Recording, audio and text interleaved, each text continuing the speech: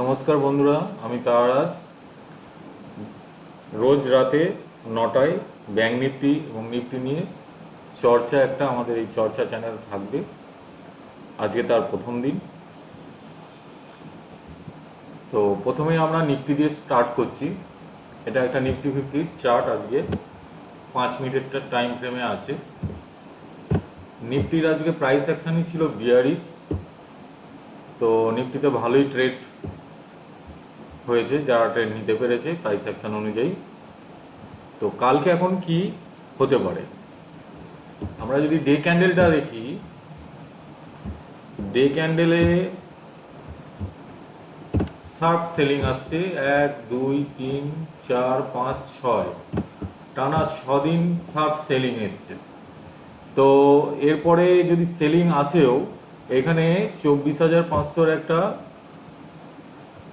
Strong support আছে। তো এই সাপোর্ট ব্রেক করাটা এখন আমার মনে হয় চাপ আছে কালকের জন্যে। তো এই সেলিংয়ের দিকে থাকাটা কালকে আমার ক্ষেত্রে চাপ থাকবে। এখন যদি কালকে গ্যাপ ডাউন খোলে,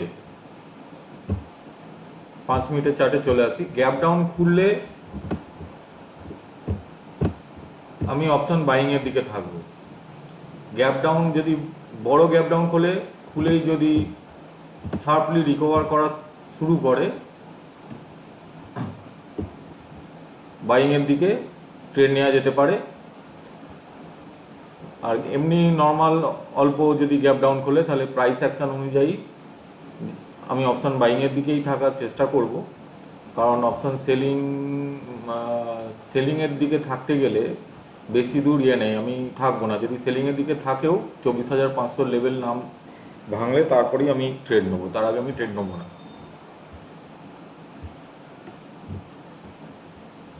ঠিক আছে। আর যদি ফ্ল্যাট খুললে এখানে প্রাইস অ্যাকশন দেখে তারপর ডিসিশন নেওয়া যাবে যে অপশান কি করব।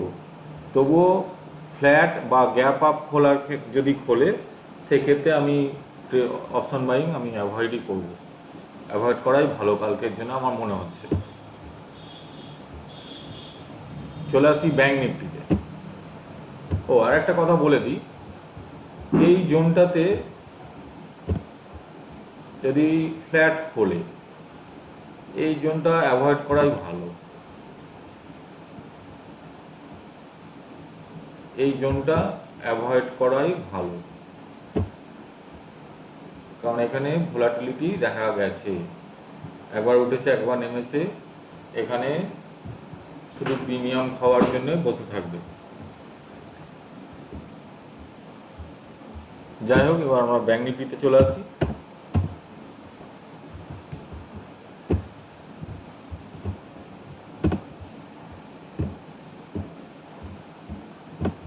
ব্যাংক নিফটিও তাই, যদি দেখেন এই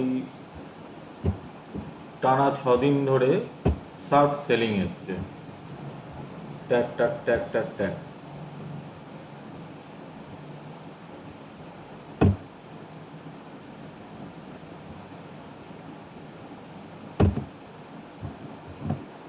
এখানে একটা সাপোর্ট আছে,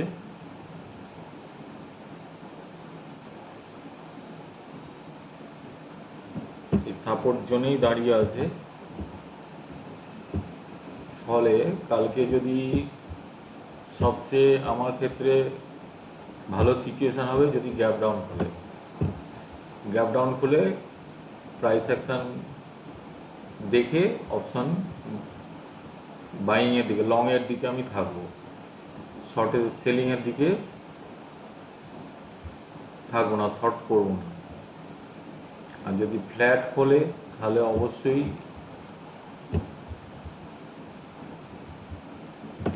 সাবধানে ট্রেড করতে হবে। এই জোনটা অ্যাভয়েড করতে হবে, এবং গ্যাপ আপ খুললেও আমি তো ট্রেড নেবো কিনা আমি ভাববো, অনেক দেখে শুনে বুঝে ট্রেড নেব। একমাত্র গ্যাপ ডাউন খুললেই আমি ট্রেডের জন্য সুইটেবল আমার ক্ষেত্রে হবে বলে আমার মনে হচ্ছে, এবং সেক্ষেত্রে প্রাইস অ্যাকশন অনুযায়ী দেখে অপশান বাইংয়ের দিকে আমি থাকবো। ওকে, আজকে এইটুকুই। ভিডিও কেমন লাগলো সবাই কমেন্টে জানাবেন, লাইক এবং সাবস্ক্রাইব দেবেন। রোজ রাত্রি 9টায় আমাদের নিফটি আর ব্যাংক নিফটি নিয়ে চর্চা আমাদের চর্চা চ্যানেলে আসবে। ওকে, থ্যাংক ইউ।